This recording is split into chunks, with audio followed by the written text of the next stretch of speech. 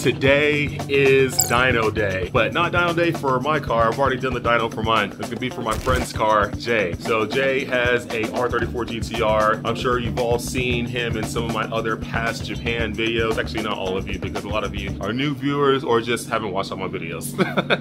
But for those who have, those who are the OGs who have watched my Japan videos, which there's still a lot more coming out, still haven't got done getting those edited yet, but more of those will be coming out. Jay, he has a silver R34 GTR. Both of us went to Japan, got our GTRs. He got his from Top Rank. I got mine from Space Auto in Japan. We both got Sonic Silver GTRs, 99s. Ours basically look identical, with the differences are in wheels. He has a TE37s. I have the Nismo LM GT4s. Both of our cars were stock. We believe they make similar power. So I'm very curious. That's why we're heading to the dyno today, so we can see exactly what power his car is making, get his car tuned on 91 octane. Mine's tuned on 91 as well, and I have a race tune on 101 octane, but I run the 91 all the time until it's time to go crazy on track and then throw the 101 in there. So today, let's go see what his car makes on 91 octane at the dyno. We're gonna be heading to Animal Auto.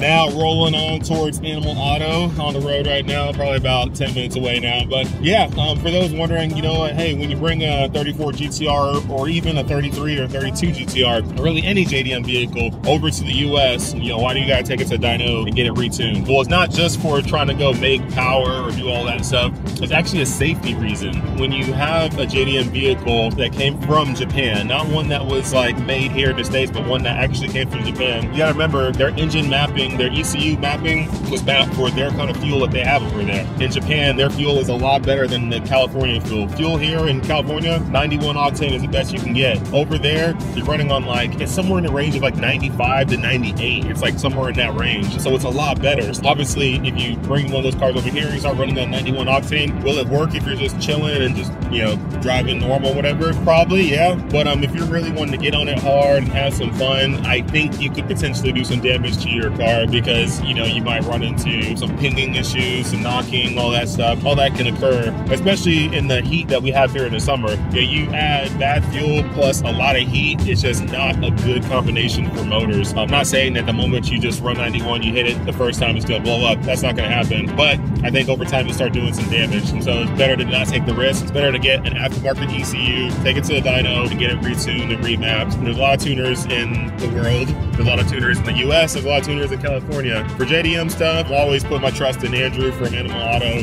He's always done well with my cars. From my 32 GTR to my 34 GTR, he's always done it, so I trust him. Not every tuner is the same. Not every tuner is good. Just because I have a laptop and a dyno does not mean they're good. So find the person that you trust. I trust Andrew. He works for Haltech and does a lot of tuning for Haltech. So if Haltech trusts him in doing their stuff, then I trust them. Anybody else, they're just somebody who tried to figure it out on their own, and maybe they're good, maybe they're not. It's on you. It's your motor, your life.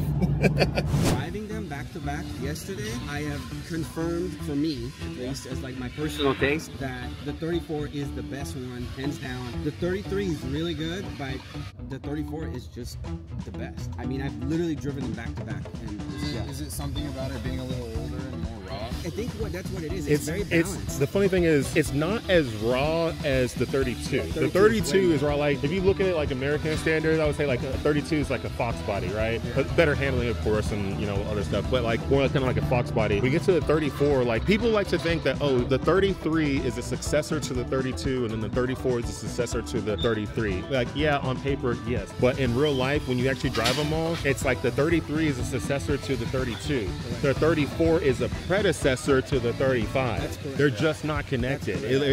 Whatever people say, if they say anything different, 99% of the time they never drove all of them. So like the 34, the way I can explain it is, if you took the 35, you know, obviously made it slimmer, which is what the 34 is, and you put a 6-speed in it instead of the, you know, DCT. Yeah. And took down power and detuned it. Detuned it like 150 horsepower. And gave it that RB sound. Yep. That will be closer. As far as driving experience. This is a pre-35, like it really is, versus I've heard people talk about how with these cars, like a 32 is from like the 89 to 94. So like the 32 is very much like 80s car, yeah, it's you know? 80s car. Yeah. This is a 2000s car. The goodness of the 90s, or like Yeah, like the coolness of the 90s in the 2000s. Yeah, with better, more modernization from the 2000s. That is the first thing I felt when I drove this car. I mean, like the transmission, like right now when I was driving on the freeway, you know, when you're driving like the 33 and 32 are 5-speed.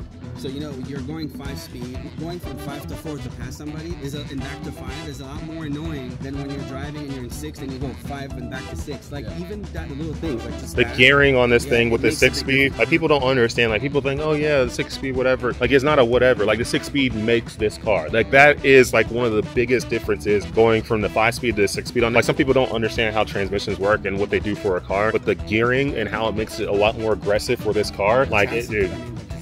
If this had a 411, if these had 411s like the 32, oh my gosh. Like some people do that though. A lot of 34 owners will throw a 411 gears from the 32 in this, and like it just absolutely, it will make the car just like crazy. I took some corners on the way here, and it's so solid. Like, just the feeling. You still have the Blitz suspension? Blitz suspension, yeah. It just felt phenomenal. I have a Yokohama like AO 52s on this right here, and dude, that like if you drive my car, you're gonna be like looking at those tires. They're like, I don't push it as hard as you. Well, you'll feel it, but you'll be like, holy crap, this thing is solid. I tell you almost every night. So we got Jay's 34 on right now. This thing does still sound a little bit different than mine, a little deeper. Right now, Andrew is gonna check the timing on it to make sure everything is all good, everything lines up the way it's supposed to. Using this the timing light. I'm hoping I don't have to pull off the timing cover to pull a wire off. That's what we had to do with mine, right? Yeah, it almost always happens. It didn't take long though. Yeah, I got it. See, I'm at 10 degrees and we're at around 11. We're off by 1 degree. Maybe I keep you guys on. I'm gonna call it 1 degree.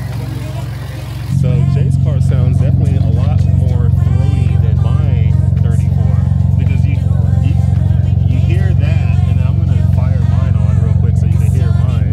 Because mine sounds different than that. His is definitely, we don't have the same exhaust. Unfortunately, we are not the same. We did.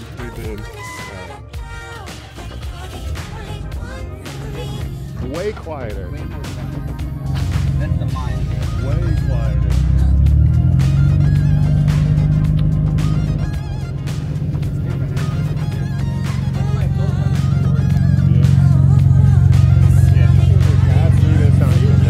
That won't be loud, but it'll be better.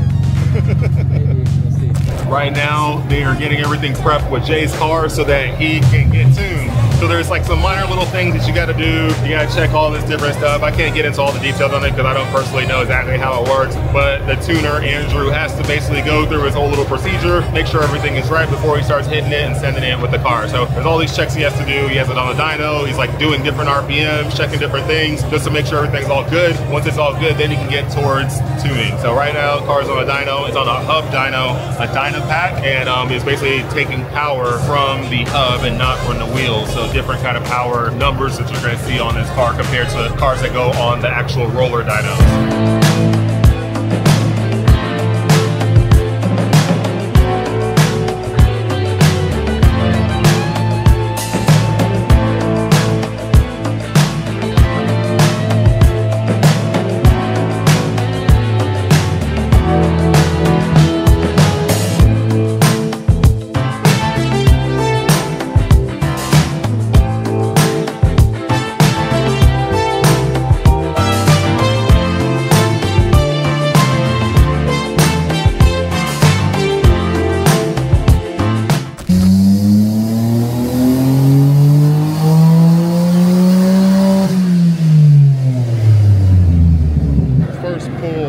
Look at the dyno to see exactly where everything's at.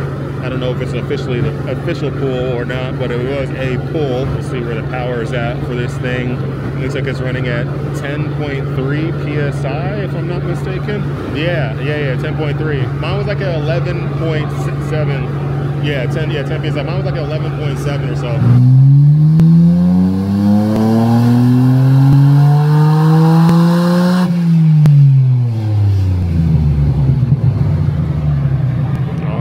Have another run. Just trying to get everything dialed in for the car before we really start pushing it.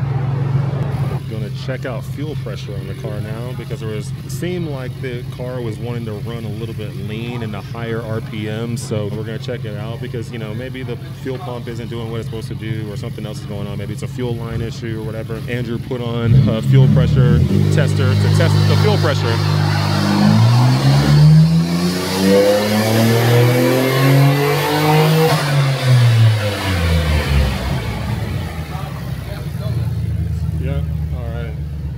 So, before we start chasing our tail, right? I'm going lean at wire up and throttle, but everything else is set. The pumps are coming on, everything else is happy. But our fuel pressure starts to roll back pretty nasty. So let's take a look at it on this pass. It should never roll backwards.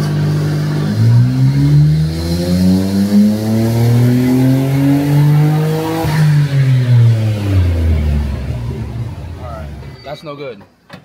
So there's something going on in the fuel system, whether it's pre-rail though, right?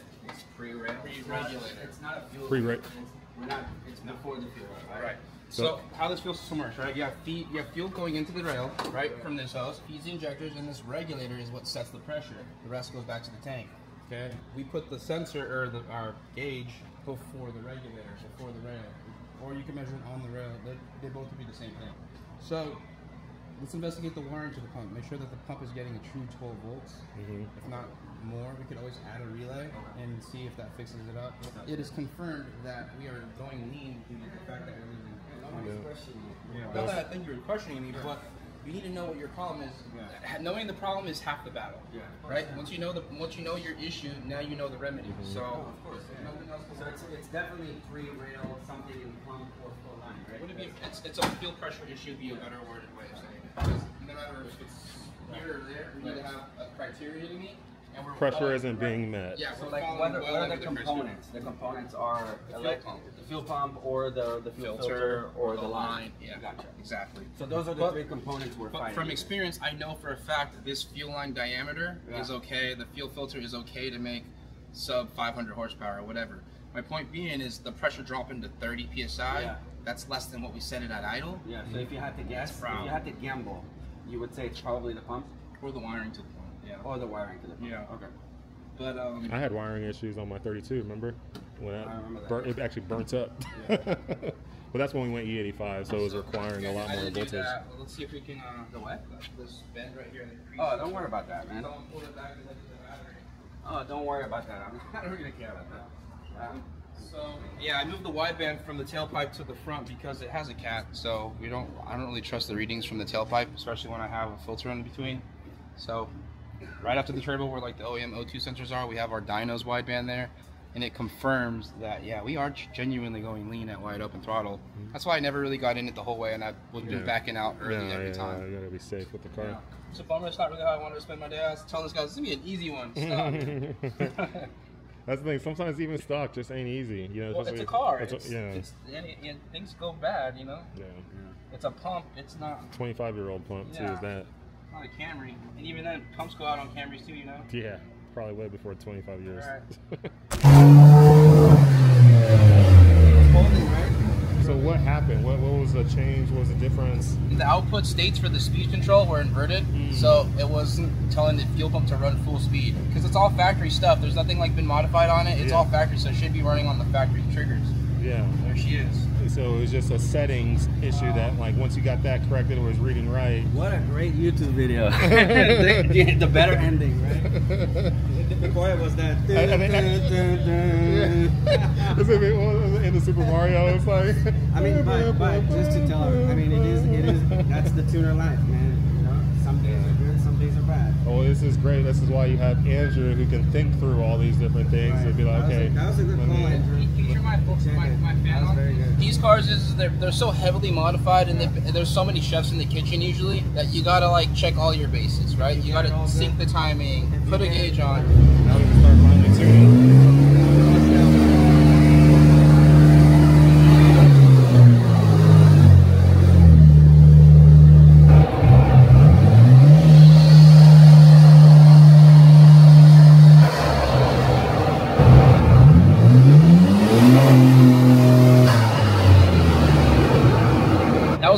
at 9 pounds of boost. That's on spring pressure. So now we're gonna go ahead and raise it up. Let's go over the data really quick. Let's look at the air-fuel ratio. That was our biggest concern earlier, right? 278 on 9 pounds of boost is pretty reasonable. Let's look at the pressure. So it looks like we get full boost around 35, 3200, and it stays, it's a little lazy, but we'll wake it up with the controller. So that's around 9 pounds of boost. Ends around 9.7. So now what we're going to do is we're going to bump up the boost pressure and be around like 12, 14 pounds. At 3,500 is when we're going to start to make our work really hot. Awesome. Looking forward to it.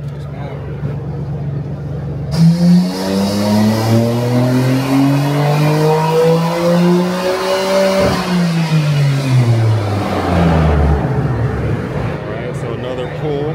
So we're sitting somewhere around 280 something, or just about 8 PSI. So we're still messing with the boost and stuff to see exactly where that's going to end up landing.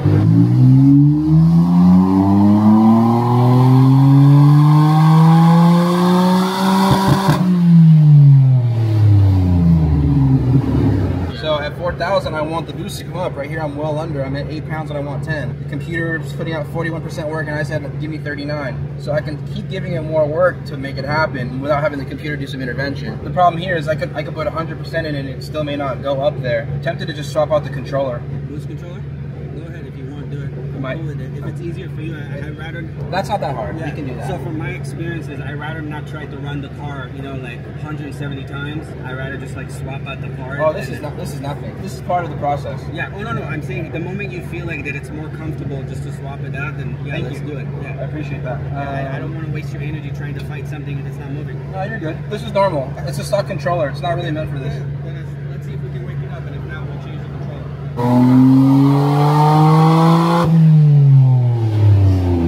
Make sure to mention that it's really, really hot today. What's the temperature? Look it up on your phone. I don't even know where I'm at. You're in Corona, California. Let's see. 94, yeah, that's the high today. It's at the high right now. 94 degrees, ultra high. If we have some control solenoids, if you can remove that gauge now.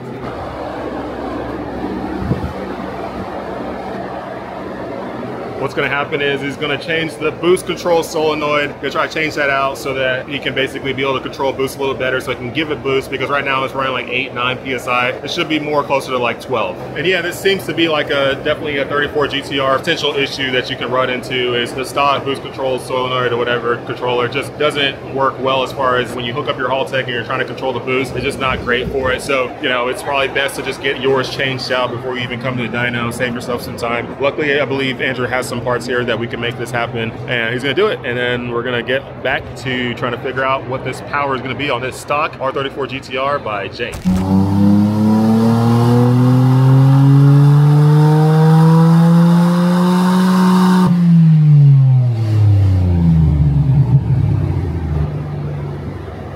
So 292, and gonna continue to work on it from there to try to build it up some more boost wise so we can make more power. Try to see if the boost pill is still there.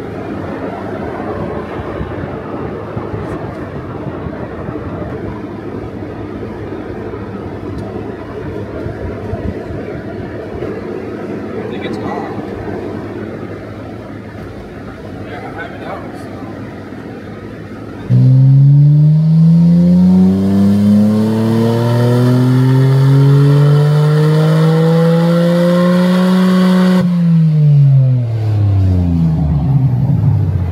To make some power now that we got it all sorted.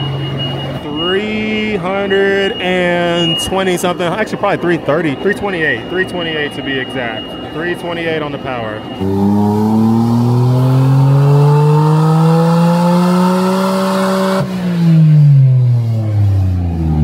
344.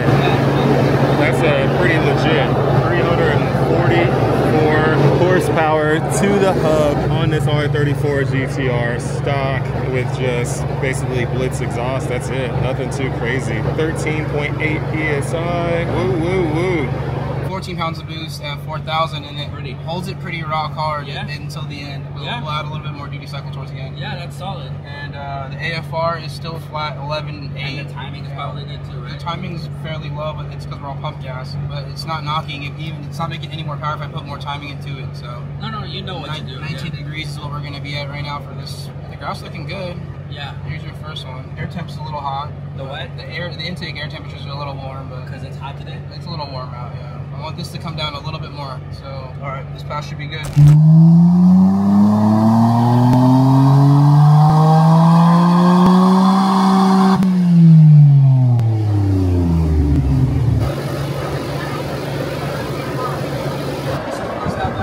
We're gonna spray the intercooler, spray the intake, spray all this stuff just to help it get cooler so we can make a little glory run. That's another 3 horsepower. Surprising, I thought it would have made a lot more with the head up. Some cars are smaller than others. Yeah. There's some cars that do like 20 to 30 horsepower difference with just the head up. This one wasn't as bad.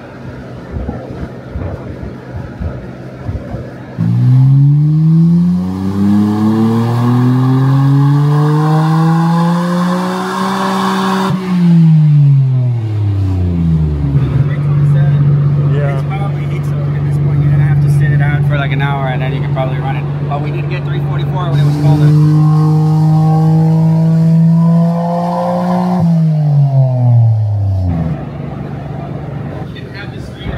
Oh.